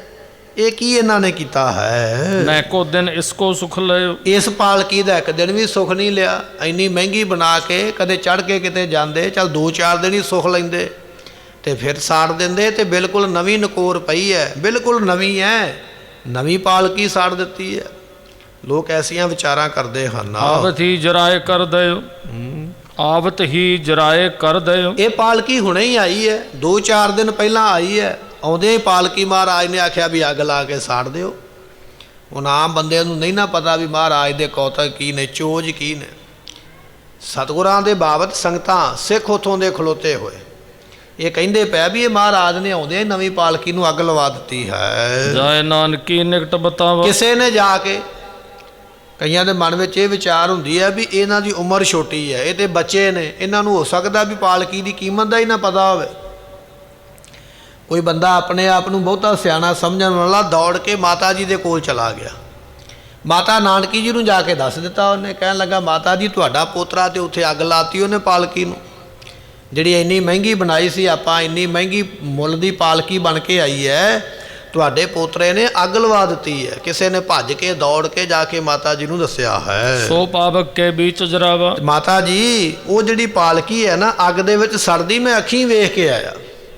ਮਾਤਾ ਜੀ ਨੇ ਆਖਿਆ ਹੋ ਸਕਦਾ ਤੈਨੂੰ ਭੁਲੇਖਾ ਪਿਆ ਹੋਵੇ। ਕਹਿਣ ਲੱਗਾ ਜੀ ਨਹੀਂ, ਮੈਂ ਅੱਖਾਂ ਨਾਲ ਵੇਖੀ ਹੈ, ਉਹ ਮਹਿੰਗੇ ਮੁੱਲ ਦੀ ਪਾਲਕੀ ਸੜਦੀ ਮੈਂ ਖੁਦ ਵੇਖ ਕੇ ਤਾਂ ਤੁਹਾਨੂੰ ਦੱਸਣ ਵਾਸਤੇ ਆਇਆ ਸੁਣ ਹਾਂ। ਕਰ ਦਾਸਨ ਸਾਥ ਬਖਾਨਾ। ਉਸ ਵੇਲੇ ਮਾਤਾ ਜੀ ਨੇ ਸੁਣੇ ਬਚਨ ਤੇ ਕੁਝ ਸਮਾਂ ਸੋਚਿਆ। ਸੋਚਣ ਤੋਂ ਬਾਅਦ ਵਿੱਚ ਮਾਤਾ ਨਾਨਕੀ ਜੀ ਨੇ ਫਿਰ ਜਵਾਬ ਦਿੱਤਾ। ਕੀ ਕਹਿੰਦੇ ਨੇ? ਉਹ ਜਿਹੜਾ ਸੇਵਕ ਆਇਆ ਸੀ ਨਾ ਦੱਸਣ, ਮਾਤਾ ਜੀ ਉਸ ਨੂੰ ਕਹਿਣ ਲੱਗੇ, ਮਹਾਪੁਰਖ ਇਹ ਗੁਰੂ ਮਹਾਨ। ਕਹਿਣ ਲੱਗੇ ਭਾਈ ਇਹ ਮਹਾਪੁਰਖ ਨੇ, ਸਾਡੇ ਪੁੱਤਰ ਗੁਰੂ ਤੇਗ ਬਹਾਦਰ ਪਾਤਸ਼ਾਹ ਦੇ ਮੁਖ ਦੇ ਬਚਨ ਨੇ ਵੀ ਇਹ ਮਹਾਪੁਰਖ ਨੇ। ਗੁਰੂ ਹਰਗੋਬਿੰਦ ਪਾਤਸ਼ਾਹ ਮਹਾਰਾਜ ਦੇ ਬਚਨ ਸਨ ਵੀ ਤੁਹਾਡੇ ਘਰ ਦੇ ਵਿੱਚ ਬੜਾ ਬਲੀ ਪੋਤਰਾ ਪੈਦਾ ਹੋਣਾ। ਗੁਰੂ ਹਰਗੋਬਿੰਦ ਪਾਤਸ਼ਾਹ ਦੇ ਵੀ ਇਹ ਬਚਨ ਨੇ ਵੀ ਇਹ ਵੱਡੇ ਮਹਾਪੁਰਖ ਨੇ।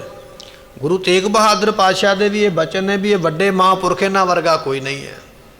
ਮਾਤਾ ਨਾਨਕੀ ਜੀ ਕਹਿਣ ਲੱਗੇ, ਸਾਨੂੰ ਸਾਡੇ ਪਿਤਾ ਦਾ ਵੀ, ਪਤੀ ਦਾ ਵੀ ਹੁਕਮ ਹੈ ਔਰ ਸਾਡੇ ਪੁੱਤਰ ਦਾ ਵੀ ਇਹ ਹੁਕਮ ਹੈ ਵੀ ਗੋਬਿੰਦ ਸਿੰਘ ਜੀ ਵੱਡੇ ਮਹਾਪੁਰਖ ਨੇ, ਇਹਨਾਂ ਵਰਗਾ ਮਹਾਨ ਕੋਈ ਨਹੀਂ ਹੋਣਾ, ਬੜੇ ਵੱਡੇ ਮਹਾਨ ਗੁਰੂ ਹੋਣਗੇ ਆਉਣ ਵਾਲੇ ਸਮੇਂ ਵਿੱਚ।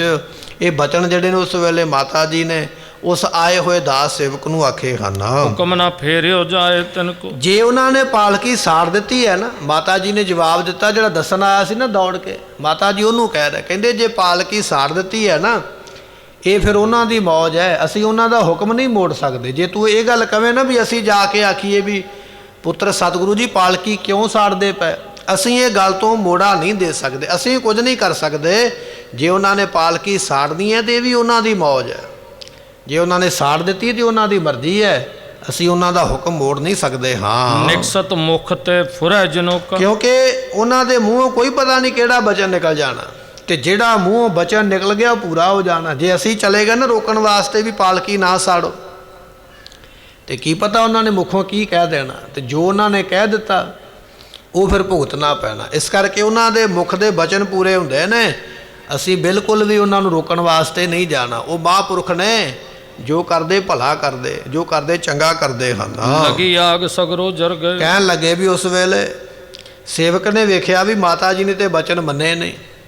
ਜਦੋਂ ਵਾਪਸ ਆਇਆ ਜਿੱਥੇ ਪਾਲਕੀ ਸੜਦੀ ਪਈ ਹੈ, ਆਉਂਦਿਆਂ ਕੀ ਵੇਖਦਾ ਹੈ, ਉਹ ਅੱਗ ਨੇ ਸਾਰੀ ਪਾਲਕੀ ਸਾੜ ਹੀ ਦਿੱਤੀ। ਹੁਣ ਪਾਲਕੀ ਦਾ ਵਜੂਦ ਨਹੀਂ ਰਹਿ ਗਿਆ, ਕੱਲੀ ਸਵਾਹ ਹੀ ਰਹਿ ਗਈ, ਕੋਲੇ ਹੀ ਰਹਿ ਗਿਆ। ਸਾਰੀ ਪਾਲਕੀ